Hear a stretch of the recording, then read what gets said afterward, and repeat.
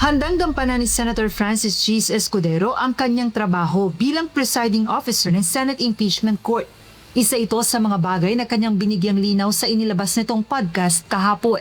Ayon kay Senator Escudero, hindi niya hiningi ang posisyon bilang presiding officer.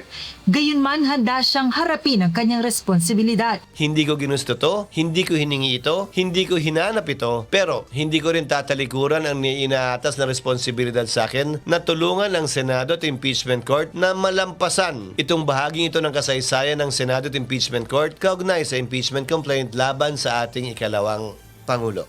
Ayon kay Senator Cheese, hindi umano siya nakararamdam ng anumang pressure bilang presiding officer sa gitna ng isinasagawang impeachment trial ni Vice President Sara Duterte.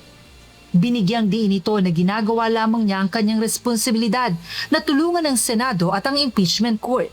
Sa pagbubukas ng impeachment trial ni VP Duterte noong July 6, naihalal si Senator Escudero bilang presiding officer. 12 senator judges ang bumoto pabor kay Escudero habang may 8 ang tumutol. Welcome naman para sa senador sakaling mayroong dumulog sa Supreme Court para questionin ang kanyang pagiging presiding officer. Karapatan po nila yan at mas maganda ngang iakyat nila sa Korte Suprema upang mapagpasahan ng may buong linaw para sa hindi malayong hinaharap o sa hinaharap kung mangyari man ito muli, may gabay na tayo kung pwede nga ba o hindi yan at hindi na natin pag-aawayan pang muli ito. Samantala, bukas rin ang senador sakaling mayroong maghain ng petisyon sa Korte Suprema para questionin ang hindi bababa sa 16 na affirmative votes threshold upang makonvict si Vice President Sara Duterte. Sa pagsisimula ng impeachment trial, inihayag ng presiding officer na mangangailangan ng at least 16 affirmative votes ng senator judges para ma-impeach ang vice-presidente.